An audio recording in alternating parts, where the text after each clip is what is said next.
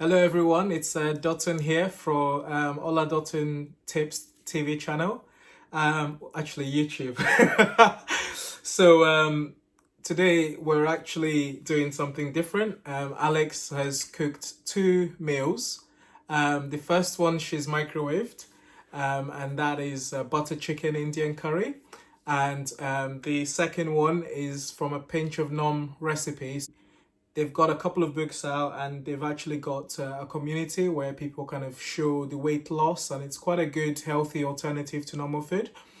So we thought let's give this a go. Over lockdown we got this book from one of our friends called Kerry. It was really good. I lost a lot of weight, and then I've been taking pictures of it, and a lot of people have got kind of tired of my pictures, but we've had some nice meals. So I've stopped taking pictures because obviously we're now kind of having that as our lifestyle, and we're eating it more frequently. So it's normal to me now.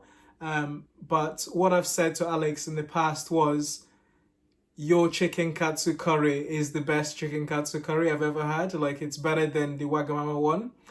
She doesn't believe me because she loves the Wagamama one. I still go to Wagamama, and I prefer the starters, to be honest, to the chicken katsu curry. But I like the steak noodles as well. We're going to play back some of the pictures and videos that Alex has taken of her cooking the meal. Okay, so I believe I have everything here for the recipe. So we have 1 tin of peeled plum tomatoes. The recipe that we're actually linking says chopped tomatoes, but we're not a big fan of the skin, so we tend to get peeled plum, and for this it doesn't matter because everything's getting blended anyway. We've also got tomato puree, 3 garlic cloves, 2 massive ones and 1 tiny one. 3 normal sized ones would probably be better.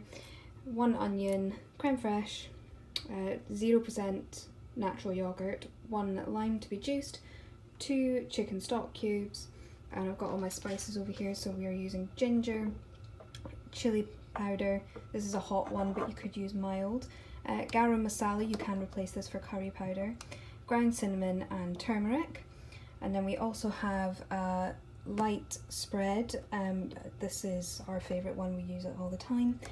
We have 4 diced chicken breasts, and this is 60 grams of, it's supposed to be almond flour, but I had a bit of a time in Tesco trying to find it, so I consulted the internet, and we have ground almonds, half 30 grams, and normal plain flour. Unfortunately it means that this is not going to be gluten-free, but if you did want to make gluten-free and you can get a hold of some almond powder, then that is great. And then obviously we have the comparison one. This is Tesco's butter chicken, and just for reference we can see the calories here, which is 623, and we have a lot of red. This is 60% of your saturates for the day. So if we can make it a lot healthier and it tastes the same as this, then happy days. Okay, so the first little bit of the recipe is to chop onion and garlic finely. It does say in a food processor. This is kind of a food processor. Really annoyingly, this would have been a great job for my mini chopper, but I can't actually find a lid for it right now, so that's a bit annoying. Also, just a little tip, I always keep a little bin Tupperware. I find it a lot more helpful than having to travel across the kitchen with every little bit of rubbish, and I can just empty this at the end. I have no idea how this is going to go.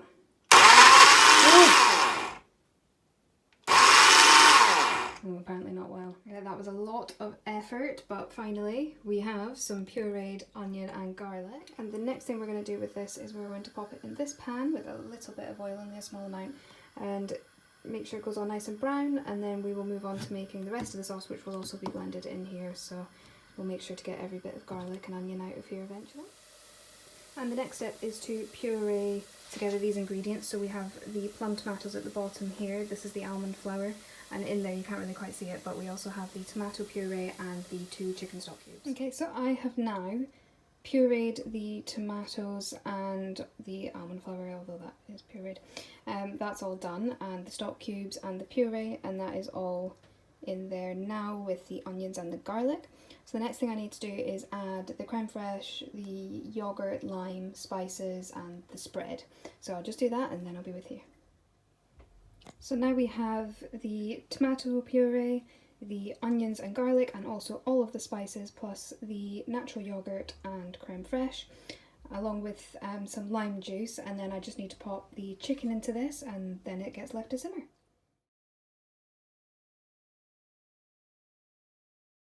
So let's get right to the video.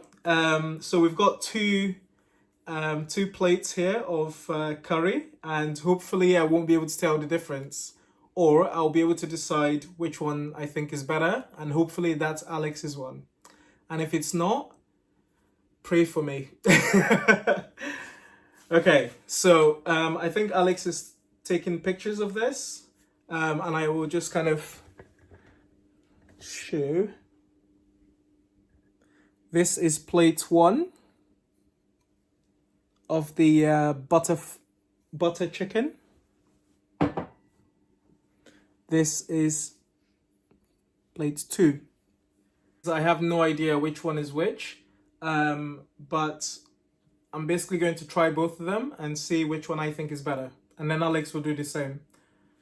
Obviously, she already knows which one is which, but I don't, so we'll see how it goes. So I'm gonna try this this one. I'll have one piece of chicken and then try the curry.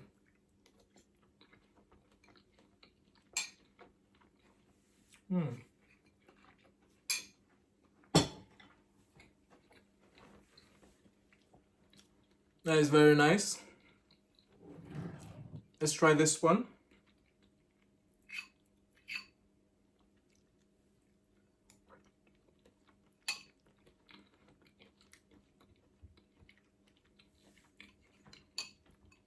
Okay, very lovely. So, in all honesty, I feel like I know which one is which. One tastes sweeter than the other. They both are really nice, but I can tell the one tastes better, and I'm hoping that that is the right one. So I could kind of taste the unhealthy products potentially in that one. So I can definitely say that the chicken katsu curry that Alex makes is the best chicken katsu curry I've ever had, and that will still be my favorite meal. I would actually say that I don't prefer any of the, like, I can't pick between either of them. I think they both taste very differently. And I actually like them both, so I can't really compare like for like. So for starters, one of them has the ready meal has over 600 calories, and the one that Alex made, the pinch of nom recipe, actually has about 210 calories. So that kind of tells you everything about it. There's obviously one that's got more saturated fats. And Alex's one doesn't have much bad stuff in it. So I would definitely recommend to use pinch of nom to get some really nice meals going, especially now with restaurants that are shut. And, you know, it's good to have a healthy meal now and then. We will pop the link to the recipe in the description. So we're gonna go now because we want to actually eat the food. And yeah, so next week we're going to do another video, and it's just going to continue like that, and I hope to keep up the consistency. So yeah, thank you very much everyone for watching. Cheers, have a good weekend, bye.